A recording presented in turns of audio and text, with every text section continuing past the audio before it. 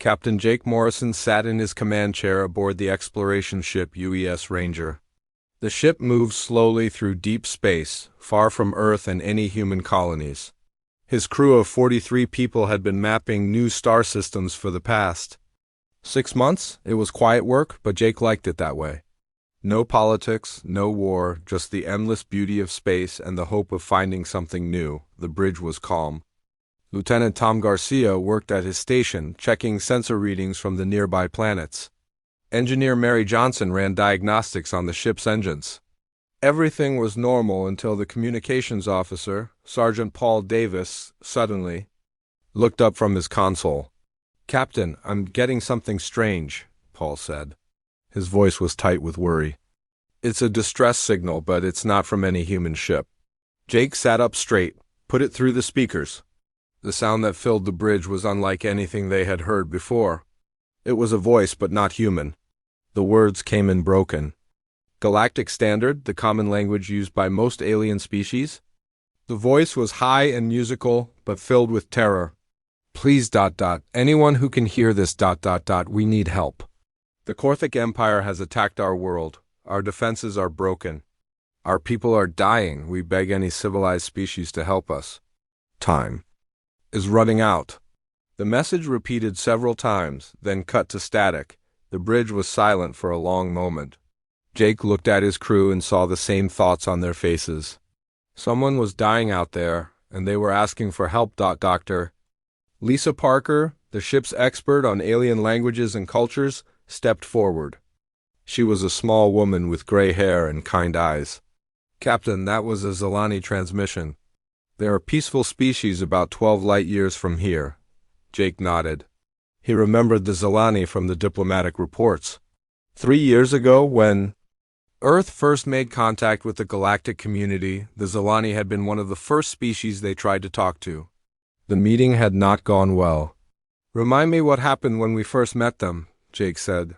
Lisa's face darkened. "They called us primitive Deathworlders. Said Earth was too dangerous and violent to produce a civilized species. They refused all trade offers and wouldn't even let our diplomats visit their world." Engineer Mary Johnson spoke up from her station. "They said we were barbarians who would bring nothing but war and chaos to the galaxy." Jake remembered now. The Zilani had been polite but firm. They wanted nothing to do with humanity. In their view, any species that came from a world as dangerous as Earth could not be trusted. They had other alien supporters too. Many species in the Galactic Council agreed that humans were too violent and unpredictable. "Sir," Paul said, "the signal is getting weaker. I think their transmitters are being destroyed." Jake stood up and walked to the main view screen. Outside, the stars looked peaceful and calm. But somewhere out there, an entire species was facing extinction. The same species that had called his people savages and refused to even talk to them. "What do we know about the Korthic Empire?" Jake asked. Dr. Parker checked her computer. "They're a military species. Very advanced technology, but they use it to conquer other worlds. They take prisoners as slaves and strip planets of resources. The Galactic Council has been trying to stop them for years, but they're too strong." Lieutenant Garcia looked up from his sensors. "Captain, I'm reading massive energy signatures from the Zilani system. Looks like a major space battle is happening." Right now, Jake felt his hands clench into fists. He had served in the Earth Defense Force before becoming an explorer. He knew what war looked like, and he knew what it meant when civilians called for help. "Paul, open a channel to Earth Command, Priority Alpha." "Yes, sir. Channel open." The screen flickered and Admiral Kate Sullivan appeared. She was a tough woman in her 50s with short black hair and the kind of eyes that had seen too many battles. Jake had served under her during the Mars Colonial War, and he respected her more than any officer in the fleet. "Jake, good to see you. What's your status?" "Admiral, we've received a distress call from the Zilani homeworld. They're under attack by the Korthic Empire and requesting help from any civilized species." Admiral Sullivan's expression didn't change, but Jake could see the wheels turning in her mind. "The same Zilani who called us primitive savages 3 years ago?" "Yes, ma'am, the same ones." There was a long pause. Jake knew what the Admiral was thinking. The Galactic Council had strict rules about interfering in other species' wars. Humanity was still considered a probationary member, which meant they had to be extra careful about breaking galactic law. Getting involved could mean being kicked out of the galactic community entirely, but Jake also knew Admiral Sullivan. She was a soldier first and a politician second. If people were dying and Earth had the power to help, she would find a way. How bad is it? She asked. Dr. Parker stepped into view of the camera. Admiral, based on the transmission, their defenses have already failed. The Korthic Empire doesn't take prisoners unless they need slaves. Everyone else dies. Admiral Sullivan was quiet for another moment. Then her face hardened with the look Jake remembered from the war. It was the look she got when she made a decision that would change everything. Jake, maintain your position and keep monitoring their transmissions. Send me everything you get. I need to make some calls. What are you thinking, Admiral? I'm thinking that sometimes the galaxy needs its monsters. She paused, then added, and I'm thinking it's time to show everyone what Deathworlders can really do. The transmission ended, leaving the bridge in silence. Jake looked at his crew and saw determination on their faces. They all knew what was coming. Somewhere in the depths of space, the largest military force humanity had ever assembled was about to wake up, and the galaxy would never be the same. Admiral Kate Sullivan stood in the command center of Earth Defense Headquarters, watching dozens of screens that showed ships across human space. Her order had gone out 6 hours ago, and the response was beyond anything she had expected. Every human colony, every military base, and every space station was sending ships to help people who had once called them savages on Mars Naval Base. Commander Rick Davis walked quickly through the massive hangar where humanity's newest warships waited. The UES Thunderstrike was as long as 3 city blocks and packed with weapons that could crack a moon in half. Next to it sat the UES Ironclad, its thick armor designed to survive anything the enemy could throw at it. The UES Devastator lived up to its name with enough firepower to level a small planet. All ships report ready for departure, his aide, Lieutenant Carol White, said as she checked her tablet. The crews are excited, sir. Word has spread about what we're doing. Rick nodded. He had been in the military for 20 years, but he had never seen his people so eager for a fight. This was different from defending human colonies or fighting pirates. This was about saving an entire species from slavery and death on the bridge. Of the flagship UES Liberty, Lieutenant Amy Foster reviewed everything they knew about Korthic military technology. She was young but brilliant, one of the best tactical officers in the fleet. The alien ships used energy shields and plasma weapons, which was standard for most galactic military forces. Their tactics are predictable, Amy said to her assistant. Ensign Kevin Brown. They rely on long-range energy weapons and expect their enemies to do the same. They've never fought anyone who uses kinetic weapons. Kevin looked confused. Kinetic weapons? Guns, Kevin. Regular old-fashioned guns that shoot solid bullets. Most alien species stopped using them thousands of years ago because energy weapons seemed more advanced. But there's nothing more advanced than a chunk of metal moving really, really fast. Meanwhile, in the research labs beneath Earth's surface, Dr. Ben Carter and his team worked without sleep to learn everything they could about Korthic weaknesses. Ben was a small man who looked more like a librarian than a military scientist, but his mind was sharper than any weapon the fleet carried. "Look at this," he said to his colleague, Dr. Nancy Clark. On the screen was a detailed scan of a Korthic warship. Their entire design is based on defending against energy attacks. The shields, the armor, even the way they build their ships. But see this? Nancy leaned closer. The whole structure? Exactly. It's designed to spread out heat and electromagnetic energy. But if you hit it with something solid, something with real mass behind it, the whole thing becomes a weakness instead of a strength. All across human space, the same scene was playing out. Ships that had been built for exploration were being fitted with military weapons. Mining vessels had their digging lasers replaced with ship-killing beams. Even civilian transports volunteered.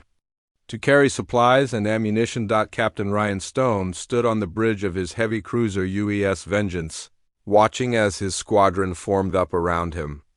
Every ship in his group was crewed entirely by volunteers. These were people who had left their jobs, their families, and their comfortable lives to fight for aliens they had never met. "Captain," his communications officer said, "we're getting messages from all over human space. People want to help." Ryan smiled grimly. "What kind of messages?" "Retired military personnel asking to come out of retirement. Civilian pilots offering their services. Even teenagers who aren't old enough to enlist are trying to find ways to help." The officer paused. "Sir, there's a group of senior citizens on Luna Colony who want to crew a supply ship." It was the same story everywhere. On Europa Station, Captain Linda Ross loaded her destroyer with every missile they could fit. Her crew had been scheduled for shore leave, but when they heard about the mission, every single person volunteered to stay. "Why are we doing this?" asked her youngest crew member, Ensign Mike Peterson. He was fresh out of the academy and had never seen real combat. Linda looked out at the stars through the bridge windows. "Because it's the right thing to do, Mike, and because when someone calls for help, humans answer. It doesn't matter if they like us or not." The numbers kept growing. What had started as a rescue mission was becoming the largest military operation in human history. Ships arrived from every direction. Battle cruisers from the outer colonies, fast attack ships from the asteroid mining stations. Even the massive carrier UES Independence came out of maintenance early to join the fleet. Dr. Carter's team made another discovery that changed everything. The Korthek had never faced nuclear weapons in space combat. Most civilized species considered them too dangerous and unpredictable. But humans had been building better and more powerful nuclear weapons for over a century.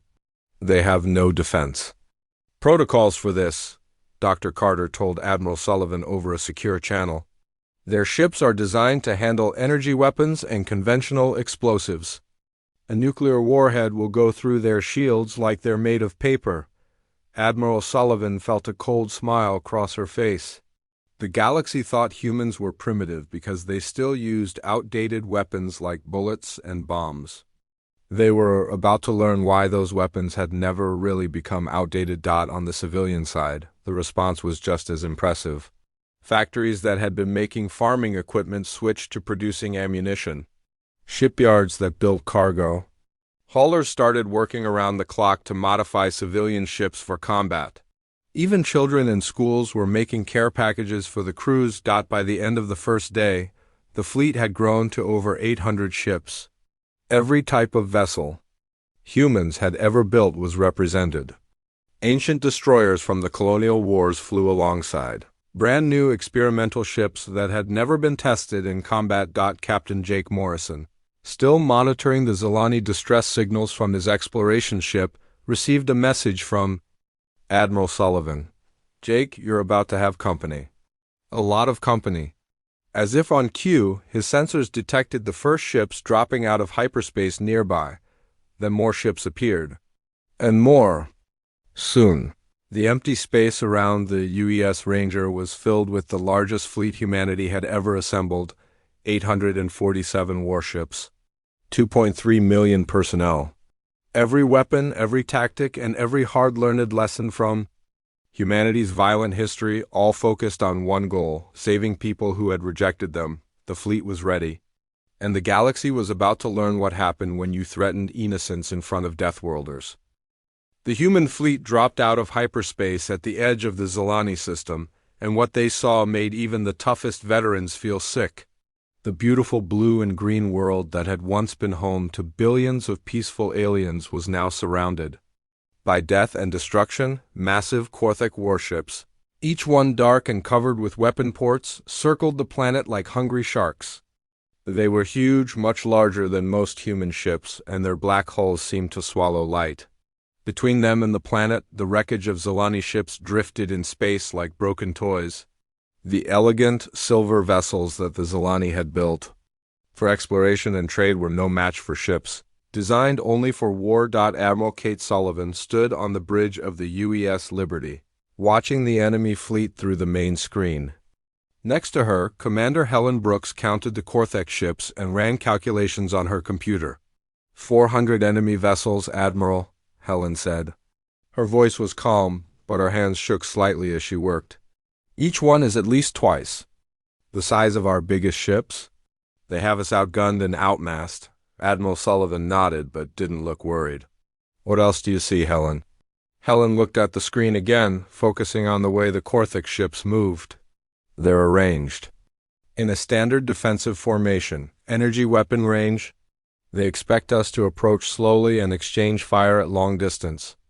And what are we going to do instead? A cold smile crossed Helen's face, something they've never seen before. On the planet below, cities burned. The Korthek had been bombing population centers for hours, not to destroy military targets, but to break the spirit of the Zelani people. Streams of evacuation ships tried to escape the planet's atmosphere, but many were being shot down by Korthek fighters. In the command ship of the Korthek fleet, Admiral Vekmar received reports about the approaching human force. He was a tall, reptilian creature with scales that changed color based on his mood. Right now they were a confident blue-green. Humans? He said to his aide, Sub-Commander Victor. The primitive mammals from that death world? How many ships?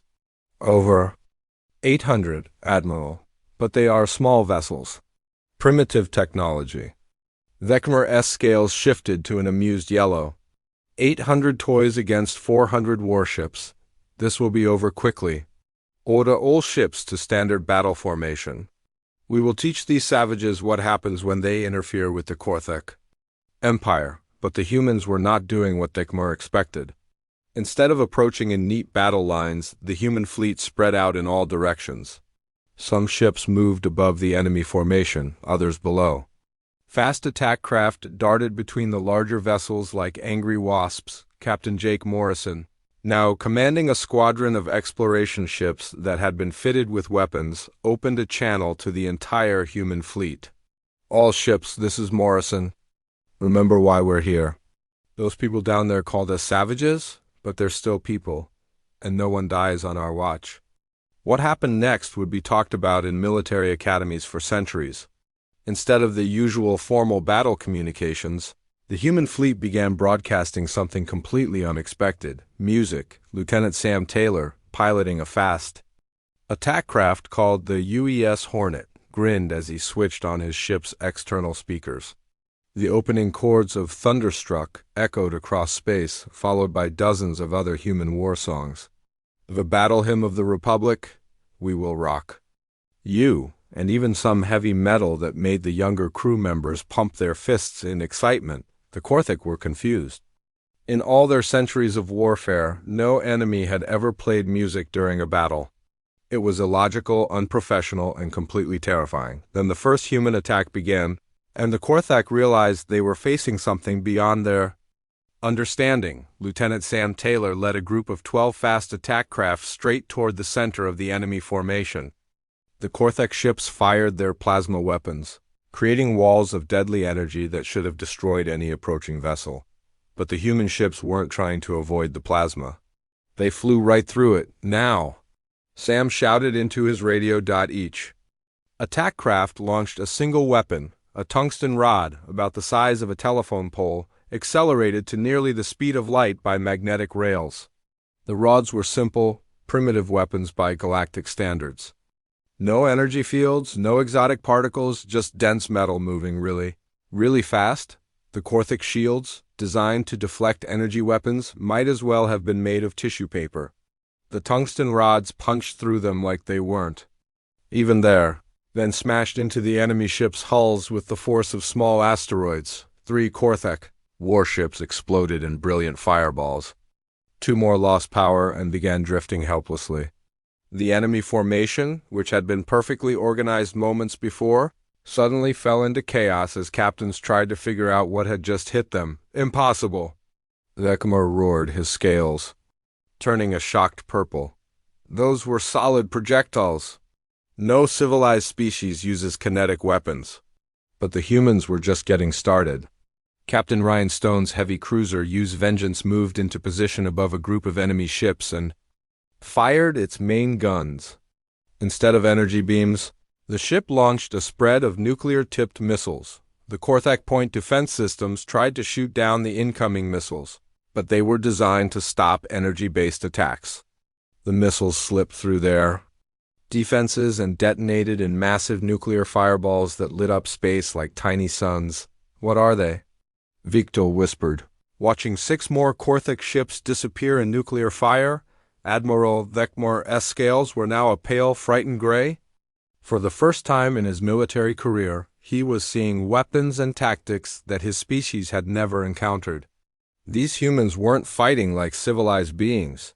They were fighting like the predators they truly were on the UES Liberty. Admiral Sullivan watched the battle unfold with grim satisfaction. Her ships were smaller and less advanced than the enemy fleet, but they had something the Korthak could never understand: the experience of surviving on a world that tried to kill them every single day. "All ships," she broadcast to the fleet. "Show them what Deathworlders can do."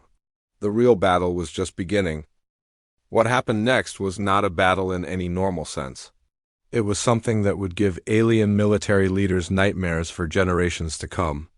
The human fleet broke apart like a pack of wolves, each group hunting with a savage intelligence that the Korthak had never seen before. Captain Nicole Turner commanded the heavy destroyer UES Predator and led a group of 20 ships in a flanking attack.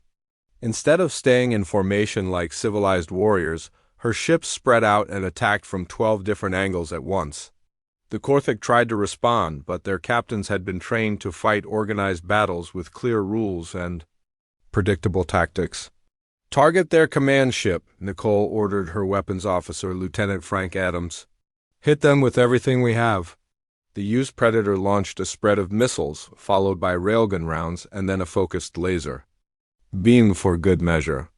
The Korthak ship tried to rotate its shields to block the attack, but the weapons were coming from too many directions. The missile hit first, breaking the shield. The railgun round punched through the hull. The laser finished the job by cutting the ship in half across the battlefield. Engineer Pete Murphy aboard the UES Defiance was doing something that would have gotten him court-martialed in peacetime. He had disconnected the ship's mining laser from its safety systems and turned it into a weapon of destruction. "Captain," he called to Captain Bill Rogers, "I've got the laser ready, but it's going to overload our power systems. How long do we have?" Bill asked. "Maybe 5 minutes before the whole ship shuts down." Bill looked at the Korthak cruiser that was bearing down on them. 5 minutes is all we need. Fire when ready." The mining laser, designed to cut through asteroids, carved through the enemy ship's armor like it was made of butter. The Korthak vessel broke apart in seconds, its crew never understanding what had killed them. But the most terrifying thing for the Korthak was not the human weapons. It was the way humans fought. These Deathworlders didn't just want to win. They seemed to enjoy the fight itself. On the bridge of the UES Hammer, Captain George Bailey made a decision that would become legend. His ship was badly damaged and surrounded by 3 Korthak vessels. Instead of surrendering or trying to escape, he ordered his crew to the escape pods. "Captain, what are you doing?" asked his first officer, Lieutenant Karen Walsh. "Something that will make our enemies think twice before attacking innocent people again," George said with a grim smile. "Get everyone to the pods, that's an order." Once his crew was safe, Captain Bailey set his ship on a collision course with the largest Korthak vessel. The enemy tried to destroy the approaching ship, but George had shut down everything except the engines. The UES Hammer, moving at maximum speed, slammed into the Korthak cruiser like a bullet hitting a glass window. Both ships exploded in a fireball that could be seen from the planet's surface. But George Bailey's sacrifice took out not just one enemy ship, but damaged 2 others so badly they had to retreat. Similar scenes played out across the battle zone. The UES Wildfire, crippled by enemy fire, detonated its nuclear reactor next to a group of Korthak fighters. The explosion destroyed a dozen enemy ships. The crew of the UES Thunder evacuated their ship and then used it as a massive missile, ramming it into an enemy battleship on the Korthak flagship. Admiral Vekmar watched his fleet being torn apart by tactics that violated every principle of civilized warfare. His scales had turned a sickly gray color that meant terror in his species. "Admiral," Subcommander Viktal reported, his voice shaking, "we've lost over 200 ships. The humans are using kamikaze attacks. They're sacrificing their own vessels to destroy ours." "This is not warfare," Vekmar whispered. "This is madness. These creatures fight like they have no fear of death." He was right. The humans were fighting with a desperation and creativity born from millions of years of surviving on a world that tried to kill them every single day. They had learned to use every advantage, no matter how small, and to never give up even when defeat seemed certain. Weapons. Officer Claire Adams on the UES Storm had figured out how to modify their targeting computer to predict Korthek movement patterns. "They always turn left when they're trying to avoid our missiles," she told her captain, Commander Steve Parker. "It's like they can't think of any other option." "Then let's give them something they can't avoid," Steve replied. Claire programmed their missiles to explode in a pattern that would force the enemy ships to turn left, right into the path of railgun rounds. It worked perfectly. 3 Korthek ships flew straight into human weapons fire while trying to avoid missiles that had never been aimed at them in the first place. The turning point came when Admiral Vekmar received a transmission from his own homeworld. The message was simple but terrifying. "Do not engage the humans in their home system. Repeat, do not engage the humans. They are not like other species." Vekmar realized that word of this battle had already reached the Korthek Empire, and his leaders were afraid. For the first time in Korthek history, they were ordering their forces to avoid a fight on the planet below. Elder Veshtai of the Zelani Council had emerged from an underground shelter to watch the battle. Through a telescope, she could see human ships sacrificing themselves to protect Zelani evacuation transports. Ships that could have escaped to safety instead stayed to fight, buying time for civilian vessels to reach safety. "Why are they doing this?" asked her assistant, a young Zelani named Korthai. "We rejected them. We called them primitive savages." Elder Veshkai watched as another human ship rammed itself into a Korthek destroyer to save a transport full of Zelani children. "Perhaps," she said quietly, "we were wrong about what it means to be civilized." The battle was turning into a rout. Human ships, smaller and supposedly less advanced, were destroying Korthek vessels at a rate of 3-1. The enemy formation had completely broken down. Some Korthek ships were trying to retreat, while others fought desperately to escape. The human Volfpacks that hunted them through space. Admiral Vekmar made a decision that would haunt him for the rest of his life. "All ships, retreat to the jump point. We cannot win this battle." But as his flagship tried to flee, it found its path blocked by a single human destroyer, the UES Justice. Commanded by Captain Alex Moore, the human ship was tiny compared to the Korthek flagship, but it refused to move aside. "This is Captain Moore of the Earth Defense Force," came the transmission. "You will surrender now, or I will ram this ship down your throat." Vekmar looked at the small human vessel and knew the captain meant every word. These Deathworlders would die before they let him escape to hurt more innocent people. "We surrender," he whispered, his scales now completely white with defeat and shame. The silence that followed the battle was almost as shocking as the violence that had come before it. Where 400 Korthek warships had once threatened an entire world, now only 23 damaged vessels limped away toward the edge of the system. The rest were either destroyed or drifting powerless in space, their crews dead or surrendering. Admiral Kate Sullivan stood on the bridge of the UES Liberty, looking at the damage reports scrolling across her screens. The human fleet had lost 89 ships and 34,000 brave men and women. Each loss hurt like a physical blow, but she knew that without their sacrifice, an entire species would have been wiped out or enslaved. "Admiral," her communications officer reported, "we're receiving a transmission from the planet. It's Elder Veshtai of the Zelani Council." The main screen flickered and an alien face appeared. Elder Veshtai was tall and graceful, with silver skin and large, kind eyes that now held tears. Behind her, other Zilani leaders stood in what looked like a government building that had been damaged by bombing. "Admiral Sullivan of Earth," Vashti said, her voice shaking with emotion. "I speak for all Zilani when I say that we owe you a debt that can never be repaid. Your people have saved us from extinction." Admiral Sullivan felt to go with the praise. "We did what anyone should do when innocent people are in danger." "No," Vashti said firmly. "What you did was extraordinary, and we must apologize for our past behavior. 3 years ago we called your people primitive savages. We said Earth was too dangerous to produce a civilized species. We were wrong about everything." The elder paused, wiping tears from her eyes. "Today we learned what true civilization looks like. It is not about advanced technology or elegant ships. It is about being willing to risk your life for people you have never met, even when those people have treated you badly." On the medical ship UES Mercy, Captain LeVar Green coordinated the massive rescue effort that was already underway. Human medical teams were working alongside Zilani doctors to treat the wounded from both species.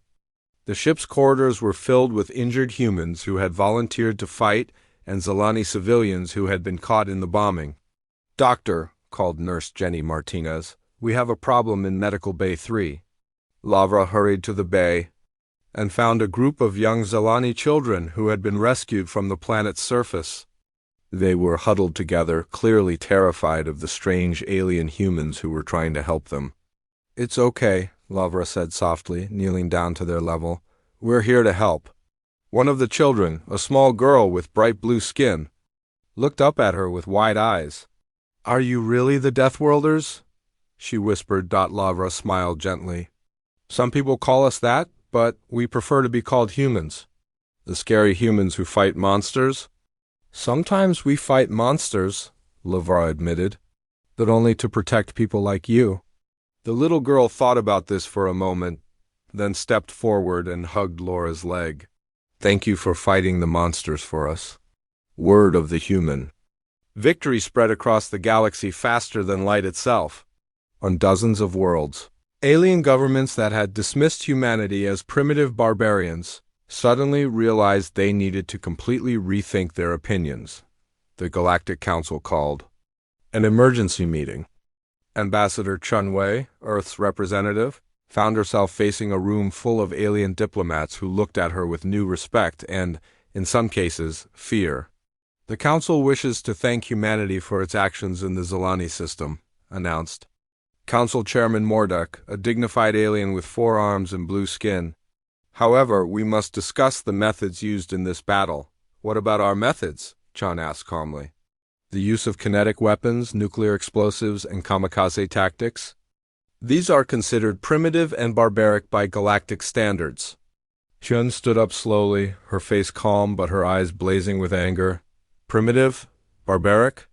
Those primitive and barbaric tactics just saved an entire species from extinction.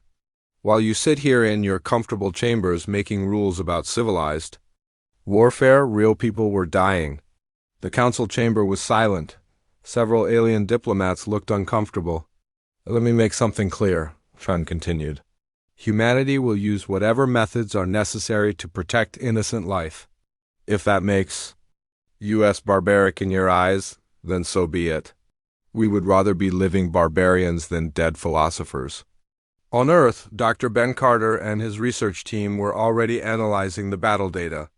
What they found would change military thinking across the galaxy for centuries to come. The human tactics and weapons born from the harsh realities of life on a death world were not just effective against the Korthek. They would be effective against any species that relied on conventional galactic military doctrine.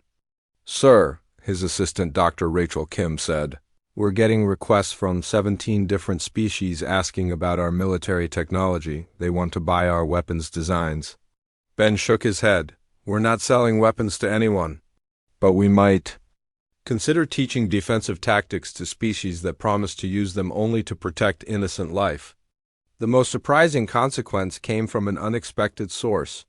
3 days after the battle, Earth received a formal message from the Korthik Empire itself. The transmission was broadcast on all frequencies to make sure every species in the galaxy could hear it. The Korthic Empire formally surrenders all territorial claims in Zelani space, the message began. We also request immediate peace negotiations with the human government. The Korthic Empire recognizes that humanity possesses military capabilities that we cannot match. Admiral Sullivan read the message twice before she believed it. In over 1,000 years of galactic history, the Korthic Empire had never surrendered. To anyone, they had never even asked for peace negotiations. The fact that they were doing both now sent shockwaves through every government in known space. Captain Jake Morrison, back aboard his exploration ship UES Ranger, received a personal message from Admiral Sullivan. Jake, I'm promoting you to Admiral and putting you in charge of our new Galactic Defense Initiative. Seems like everyone wants human protection now. Jake looked out at the stars and thought about how much had changed in just a few days. Humanity had gone from being dismissed as primitive savages to being the most feared and respected military force in the galaxy, but the real change wasn't in how aliens saw humans. It was in how humans saw themselves. They had proven that their willingness to fight for others, even at the cost of their own lives, was not a weakness but their greatest strength. Elder Veshtai's final message to Earth summed it up perfectly. Today, the galaxy learned that the most dangerous predator is not the one that kills for pleasure, but the one that will die to protect others. Thank you for showing us what true strength looks like. The age of humanity as a galactic power had begun, and the universe would never be the same.